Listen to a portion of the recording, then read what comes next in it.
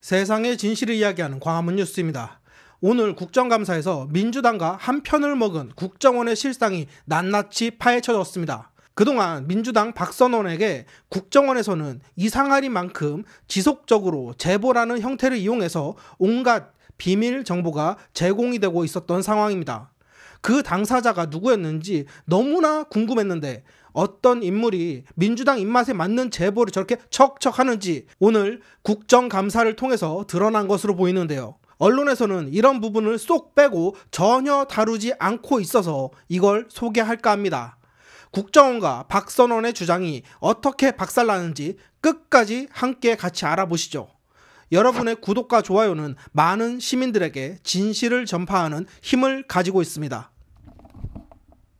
이거는 제가 추정이자 판단이지 어떤 정보 보고에 근거한 부분은 아니지만 정보 관료로서의 오랜 경험상 지금 최근에 있는 사항을 판단해 보니까 2차 계엄까지는 안 나더라도 최소한 2차 군사 개입의 가능성이 대단히 크다라고 정보위원장께 보고드린 건 사실입니다.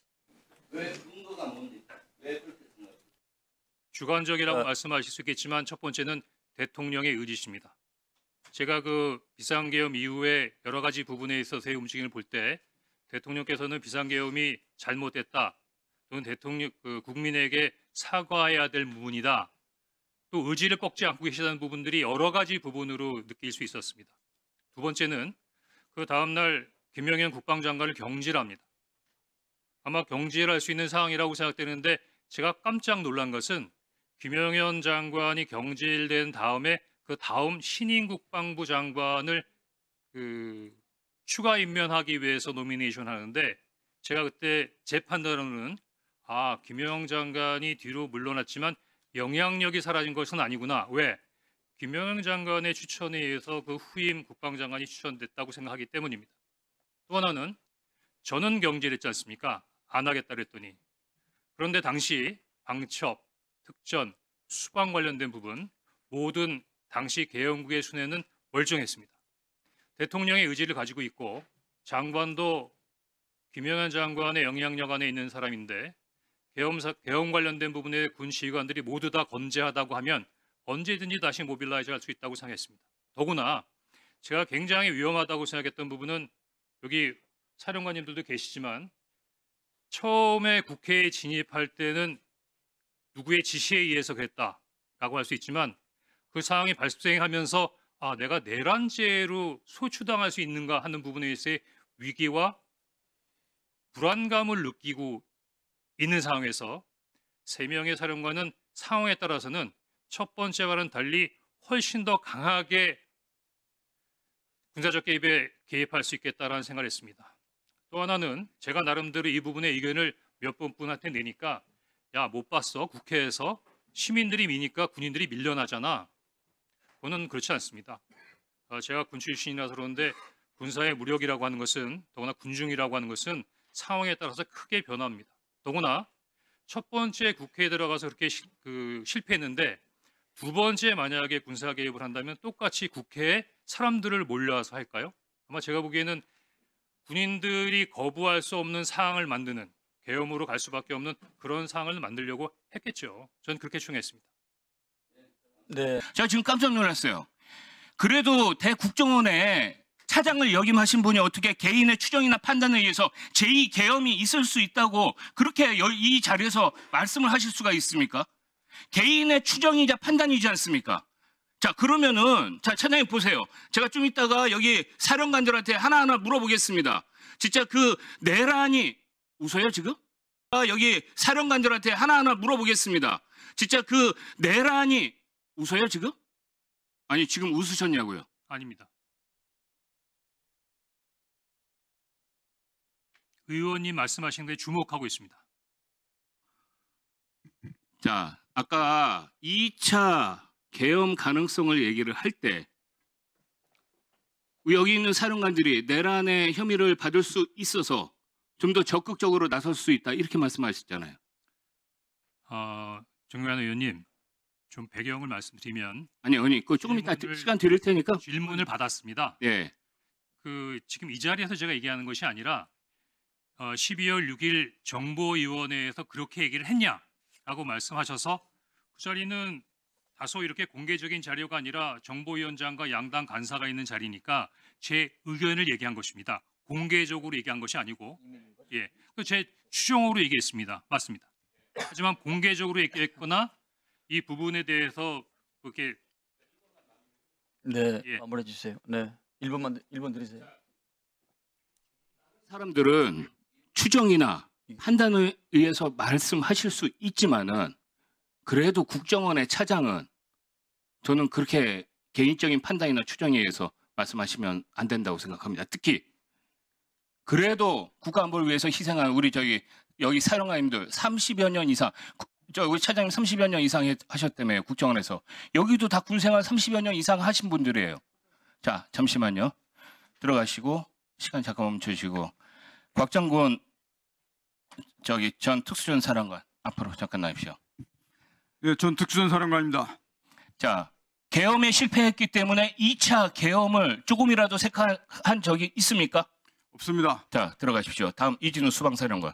예. 자, 계엄에 실패했다고 생각을 해가지고 이거 2차 계엄을 통해 가지고 이렇게 다시 되돌려야지 되겠다라고 한 번이라도 생각한 적이 있습니까? 전혀 아닙니다. 예, 이상입니다. 의원님, 제가 한 가지 좀 우리 차장님께 예, 질문 좀 드리고 싶습니다. 예, 한번 말씀하십시오. 제 시간이니까.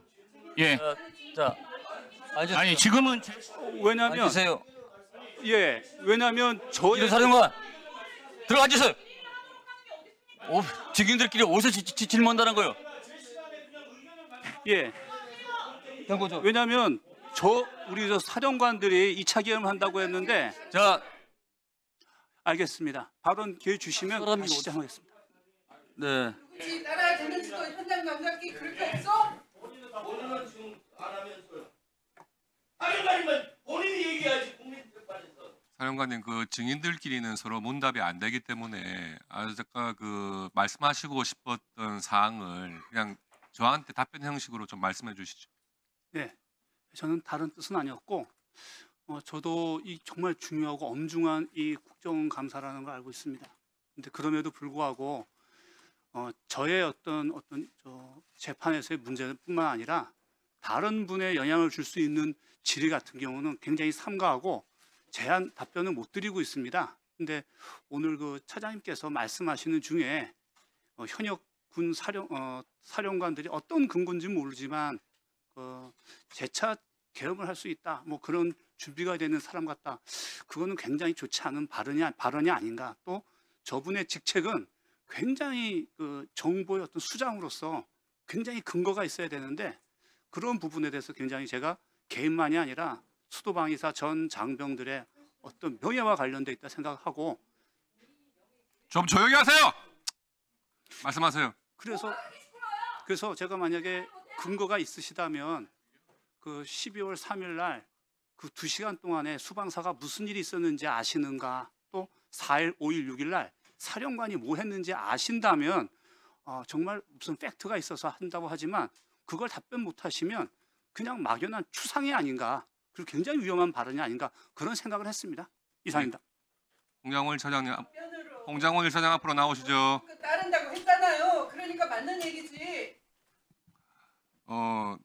제가 수사를 하거나 변호사로서 사건을 볼 때 제일 믿을 수 없는 게 국정원 보고서들이에요. 예.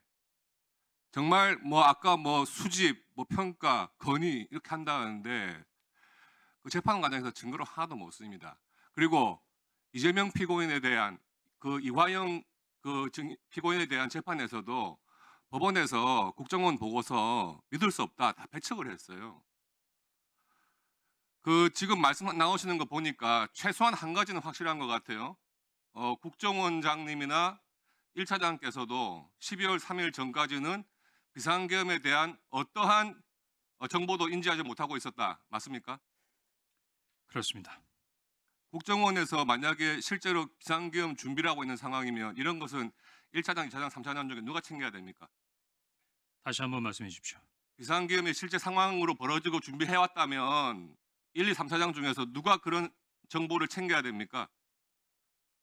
방치하면 됩니까? 지난번 특위에서도 국정원장님께서 직접 말씀하셨지만 지난 정부부터 국정원은 국내 정보 수집 활동이 중단되어 있는 상황입니다. 그러면 만약에 군에서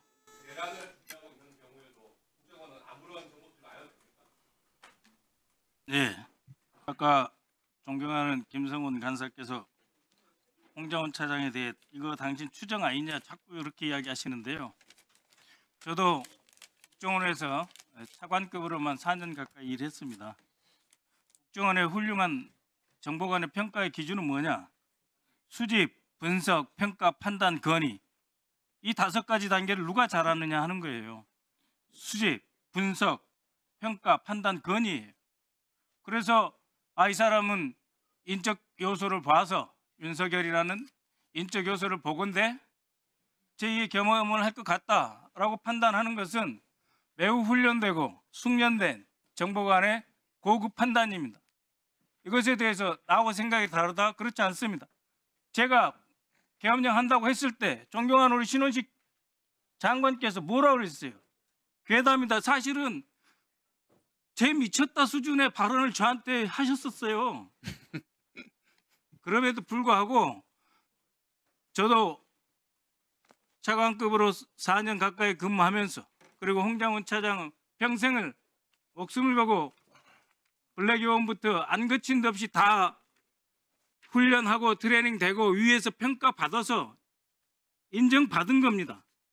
그래서 수집, 분석, 평가, 판단이라고 하는 이 과정을 거쳐서 자신의 의견을 말하는 것이지 그냥 나는 그렇게 생각하는데 근거 없나? 그렇지 않습니다. 그러니까 평생을 국정원에서 계신 분에 대해서 그렇게 말하면 안 된다고 생각을 합니다.